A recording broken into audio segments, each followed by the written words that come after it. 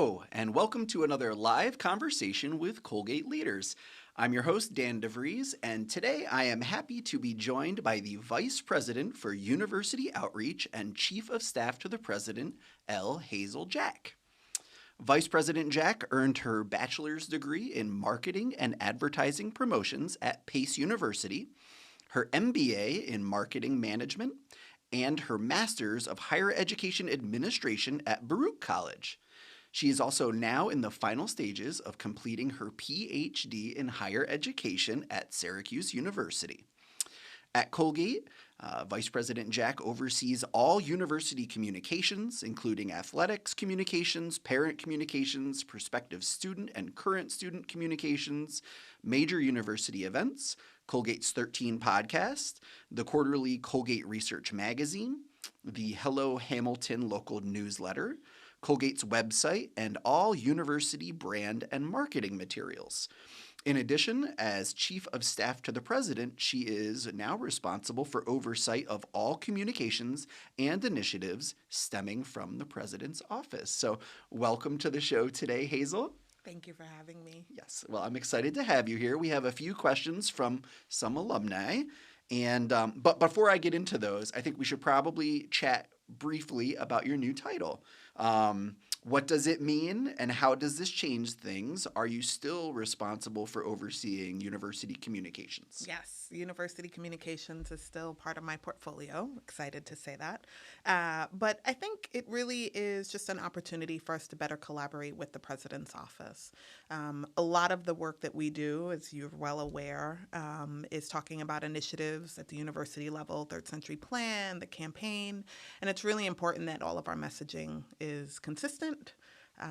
And it's a big part of what we do. So really just being a better liaison between our offices. All right, very good. Yeah, thank you. So the first question, and this is a name I recognize, is from Erin Burnett, class of 2019. Erin is from Lebanon, New Hampshire, and she asks, "Hello.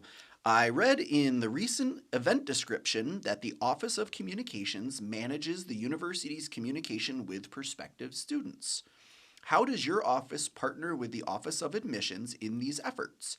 In your opinion, what are the advantages or disadvantages of having the university's communications with future students housed under the Office of Communications rather than the Office of Admission?" Sure, good question.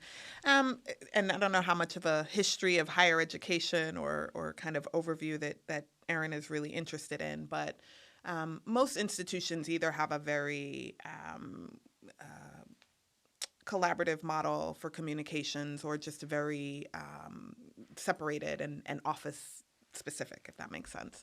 And Colgate has very much adopted the collaborative model. So our team in university communications works with partners across the institution, dean of the college, dean of the faculty, athletics, all of these different major offices. So really with prospective student communication, we just work closely with the Office of Admission. It's not that we're off separately, drafting messages secretly to send to students, but really just having a very close partnership to make sure that everything we're saying is accurate and consistent across constituent type, if you want to put it that way.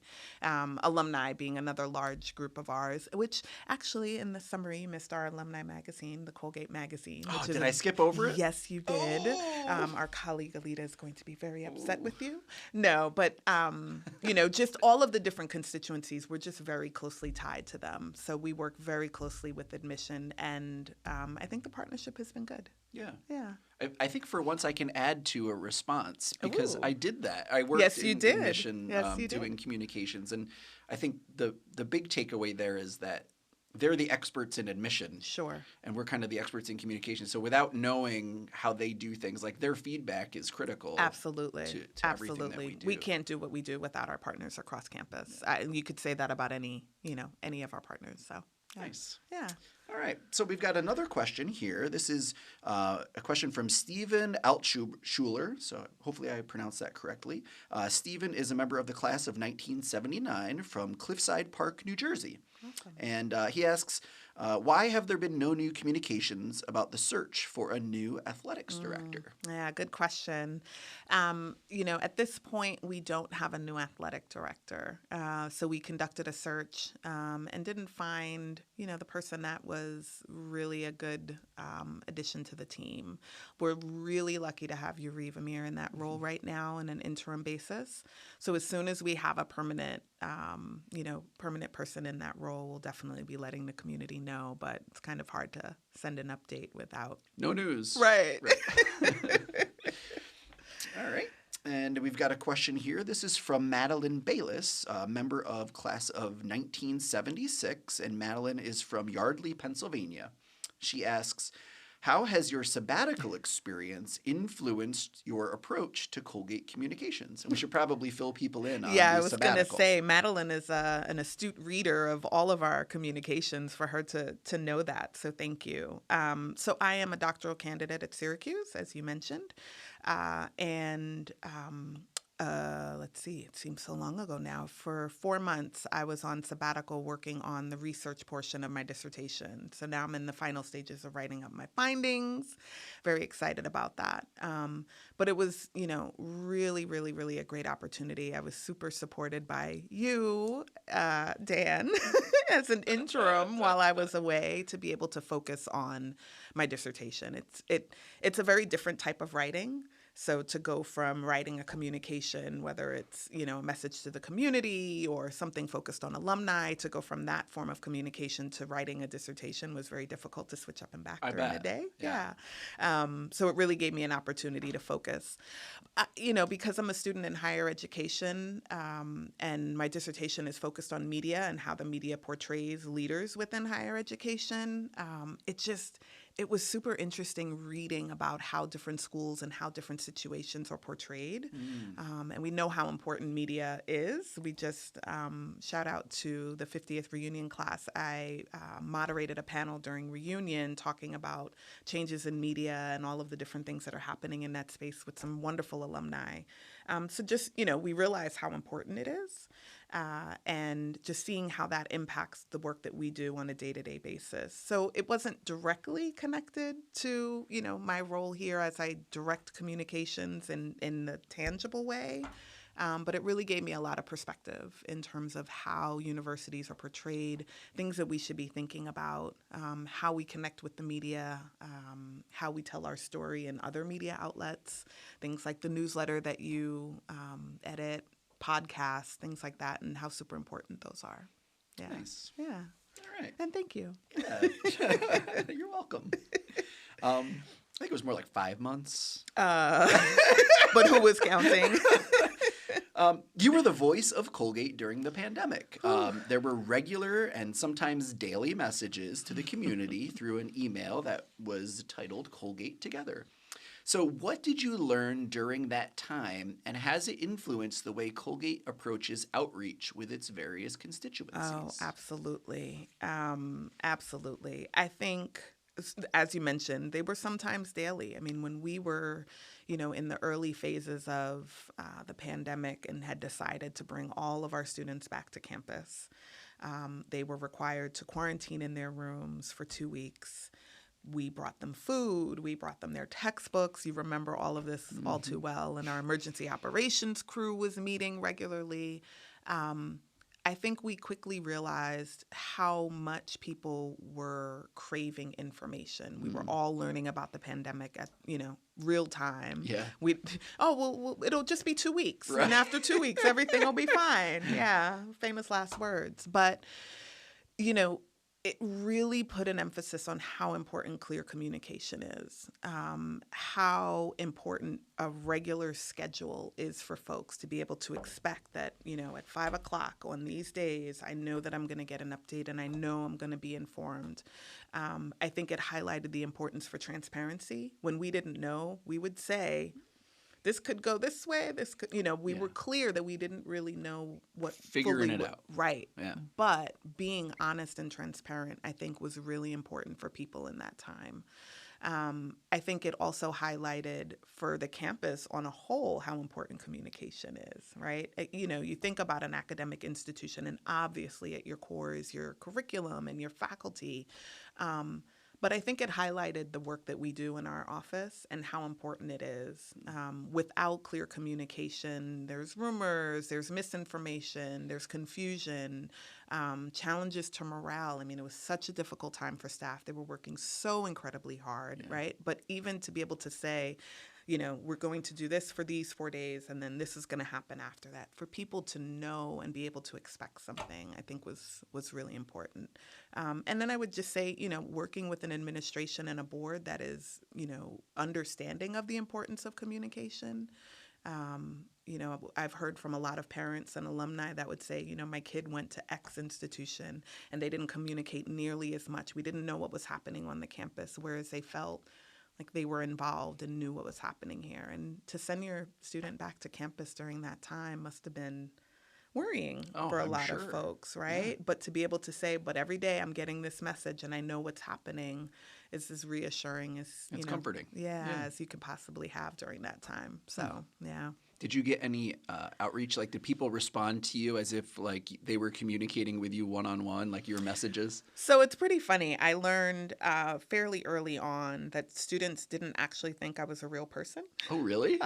They thought it was a made-up persona that was sending these emails, which I thought was pretty entertaining. I'm like, no, I'm real. I swear I am. But especially in the early days when students were, isolated in their rooms, if they had a roommate, I got a lot of emails from students. So one of my favorites that still stands out is there was a message and, I made some comment about looking forward to, sharing food or something like that. And and it was about dumplings, right? And a student wrote to me and said, but the real question, steamed or fried? And I was like, well, now we have to talk about this because this is really important. And we had an exchange. It went back and forth and, some jokes within it. And I think it just, it added a little bit of brightness to what was a really difficult time. And, some of my jokes landed poorly. Some of them weren't as funny as the others, but I really, really tried with all the important information. It was such a heavy time to try to bring some levity appropriately, to what we were dealing with. So yeah, it was kind of cool. And then afterwards, when I was able to meet with students, when students said, I told my roommate I was having lunch with you, and they were like, she's not a real person. It's like, yes, I am. I hope they figured it out later. I think they did. Yeah. I think they did. And then steamed or fried? Oh, I'd have to say fried. Yeah. It's best of both worlds. So last year, University Communications took on oversight of university events. And that staff in particular is responsible for all of the major events on and off campus that Colgate hosts. So we're talking about reunion, commencement, global leaders, arts, creativity, and innovation weekend. Why did university events kind of get folded into communications, and how has that changed things, throughout the past year? Sure. And actually, it's not too uncommon of a model. This is my fourth institution that I've worked at, and the three prior university events was a part of the communications office. Yeah. Really, it's just you think about an event. And the purpose of the event, it typically has some type of institutional communication to it, right? We have been so heavily involved in reunion and commencement even before our teams collaborated. So really, it's just an extension of the work that we do, and a very important one. And, again, thinking about the Third Century Plan and wanting to highlight the traditions of our institution, we're communicating about them and having that thread through the actual event, making sure everything is consistent, making sure we're communicating to guests where to go, where's the welcome center, how do you register, all of those different things. I think it was really important that we're, collaborating and working together on that. So nice. Yeah, it's a great team to work with. So good to have a chair at the table instead of kind of like just like waving your hand in the background. Sure, yeah. So, in what ways do you and your team collaborate with other departments or divisions within the college to ensure cohesive and consistent communication strategies? Yeah, I think that almost sums up what we do on Mm, a whole. If you think about, again, the academics and the curriculum and all of the research that's happening, our role is to really highlight that work. And to get the broadest, audience to know about all of the exciting things that are happening here. So we really, we collaborate with just about every department on this campus, you name it, and I can tell you how we work with them. It's really about highlighting all of the great things that are happening, that our students and our faculty and staff are doing, and making sure that, again, it's consistent in terms of the messaging and getting to the widest audience possible. Faculty that are, doing research on ferns may not necessarily be experts in how to disseminate that information, right? Or a faculty member that has a new book out may come to you and say, I want to get some attention around this scholarship that I have done. How can we work together? Or if there's a global event that's happening and we have a faculty member that's an expert on that and they want to write an op-ed piece and they want to, share some of the background and some of their knowledge and scholarship, they may come to our office and say, how do I get this out there? So it's really about, that collaboration across the institution. And again, not to go too far into the weeds of higher education, as a industry or a space, it tends to be very siloed. You have academic departments that are very separated, and a lot of the initiatives within the Third Century Plan are looking at building collaboration across those different areas. And I would say the same for what we do in trying to collaborate with different partners across the campus. Where are the offices on campus that communications is physically involved with, like that have connections Sure. So admission, as we talked about earlier, alumni relations and advancement, athletics, career services, dean of the college, dean of the faculty, our centers and institutes, and I'm sure I'm forgetting something that you will remind me of. I think that's all of them. Yeah. You say career services, right? Yep. At President's office. So does every publication that is made by Colgate go through communications at some point? Some of the smaller newsletters may not, but for the most part, yeah. So the alumni magazine, as I mentioned, is produced out of our office. The Hello Hamilton publication that goes to the community. Alumni newsletters that go out every month. We have newsletters that go to parents that go through our office as well. So yeah, a lot of them do. All right. Yeah. It's nice to kind of know what's going on around campus too. Yeah. Tips for big stories. Absolutely. And sometimes we find a story unintentionally, right? When you have a staff member who's helping to coach an athletic team, or, there are staff that are involved in different projects and research and things like that you wouldn't necessarily normally come across. Yeah. So, and a lot of times folks are super humble and they're excited to do the work, but they're not about broadcasting what they're doing, and that's our job. Some faculty are like that too. Absolutely. They do this amazing work, but Absolutely. they don't want to toot their own horn. Right. They're in their labs, they're into their research, they're into working with students who produce these amazing, where else do students get to do hands-on research with a faculty member? And they're so humble about it to say, oh, we were just doing a project. Like, just do it. This is fantastic. You just got published. Right. Yeah. So talk about it. That's our job, to push them to talk about it. All right. So what would you say are currently the biggest challenges to Colgate's communications department, I guess, since you took on your leadership role? So what are some of the challenges, and how is Colgate, I guess, how is communications looking to kind of bridge those challenges? Sure. I think it is just the bifurcation of media in general, right? So when I started in marketing and specifically in higher education, it was print publications, right? It was, you were mailing everything, whether it was admission, prospective students, or your magazine. There was a point where folks would say print is dead. Well, it's not dead, right? It's still a very critical part of what we do. But now there's web, there's mobile, there's social, there's, podcasts, there's all of these different things.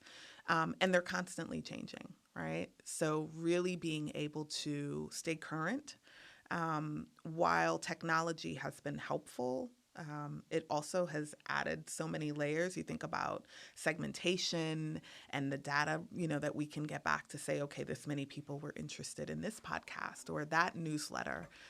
Being able to digest that information and then apply it to how can we do what we do better. I would say that's probably the most challenging part, to really be able to focus on all of the different vehicles and all of the different channels and do them really well. Because ultimately, if we're going to do them, we want, to be informative. We want to be entertaining. We want to be forward thinking in what we're doing. But it's a lot. Yeah, it becomes kind of an everything. Yeah. And then it's if you're doing everything to everyone, is it, we often will talk with departments. It's like, well, who do you want to know about this? Well, everyone. Well, might need a little more to go on Dial from that, it in right? a A little bit. But there's so many things happening on campus now. There's so many projects and so many new things. It's hard to keep up with everything. And we're so close to it. But, folks, our alumni, our prospective students, they're not as close to it as we are. So making sure that we're talking about it in a way that, is digestible. And they're busy.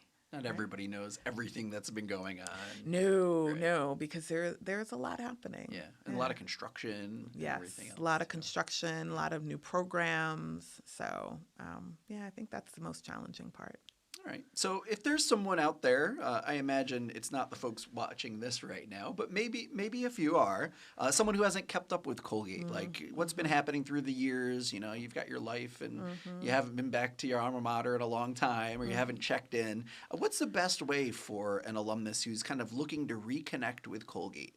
How would you suggest they do that? What's the kind of best entry point to kind of get up to speed with what's been happening? Yeah, I would first invite them to do that, right? I think Colgate has stayed the same in many ways. We're still a very strong institution with, a core mission and values, but I think it's also changed a lot, even in the years that I've been here.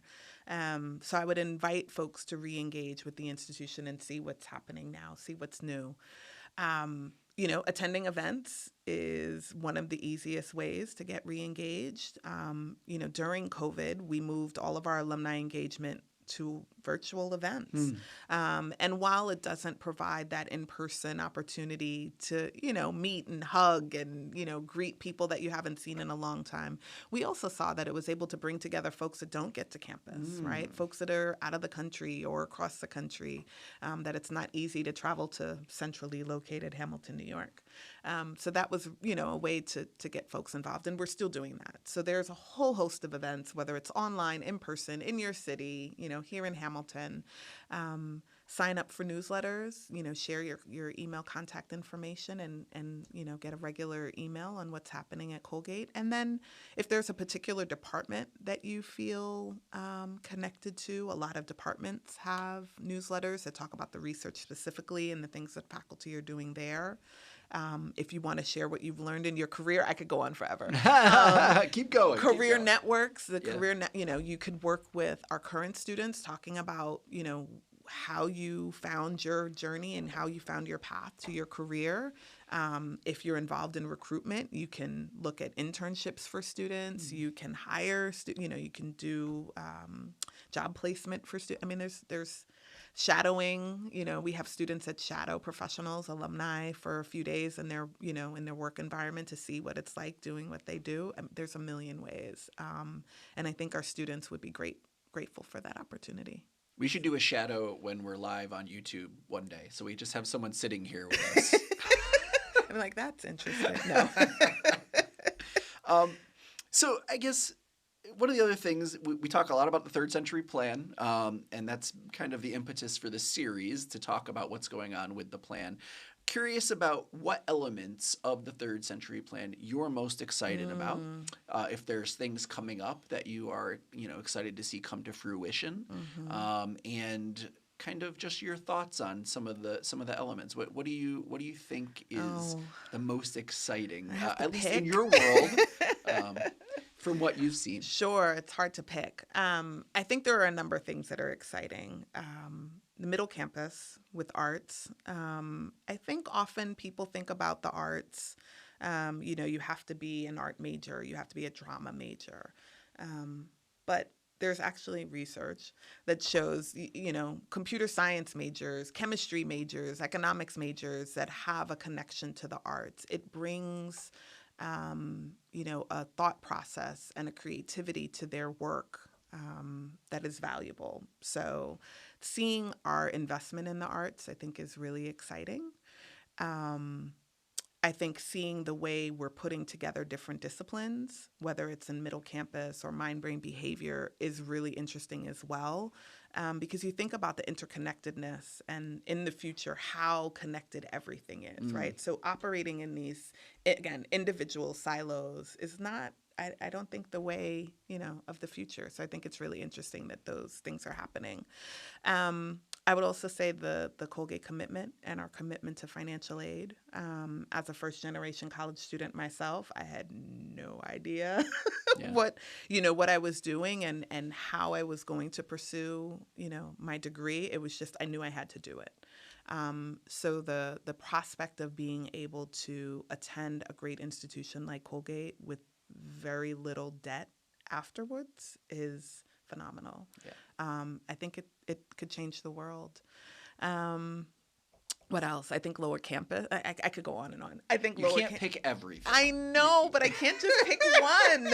My last one, I'll Okay. say lower campus. Okay. Because I think the opportunity to build a more inclusive community for our juniors and seniors, I think that's important. I think so much good work, shout out to our Dean of the College and Dean of the Faculty offices, so much good work has gone into first and second year experience with the Commons. But I think, then you get to your junior year and it's almost as if you're kind of left on your own to figure out which way to go. And I think it's a really good opportunity for students to have a living environment that cultivates, a better social experience for all students. So I'll stop there. That'll be, I think that'll be my last one. I'll add one. Okay.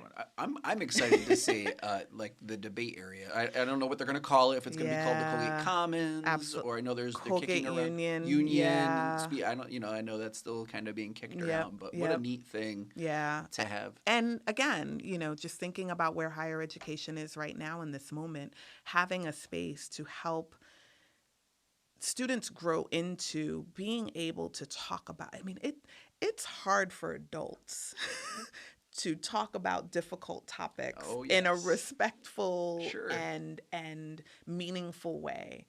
And the notion that we're expecting 18, 19, 20-year-olds to be able to do that when there aren't a lot of examples, right? Right, yeah. Trying to be, it's very hard to do. But I think it's very important because these topics are not going away, and the challenges of our world are not going to get any easier. So we have to, we are obligated to teach our students in a way that will send them off to be able to have these difficult conversations. I may not necessarily agree with you, but I can hear your point, and I can digest it and perhaps say, okay, well, what about this? And and then you can challenge me as well. So I think that's going to be a really great space and needed space.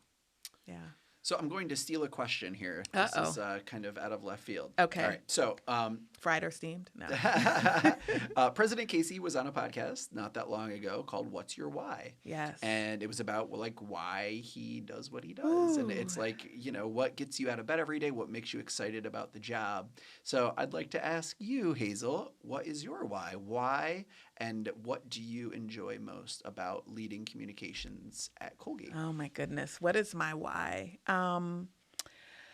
I think, I don't know if I have a singular word to describe it, but, I think I have been lucky through my years to meet people that pour into me. I have worked with and learned from and studied with some amazing people. And I feel indebted to return that. So, when I have a team that I work with that is phenomenal, like my team here, I feel an obligation to, give back to my team, give back to my students, and things like that. I know it's, little, I think it's a nice. little cheesy. What do I enjoy most? Just that no 2 days are the same. Yes. You know Yes, this. I love that.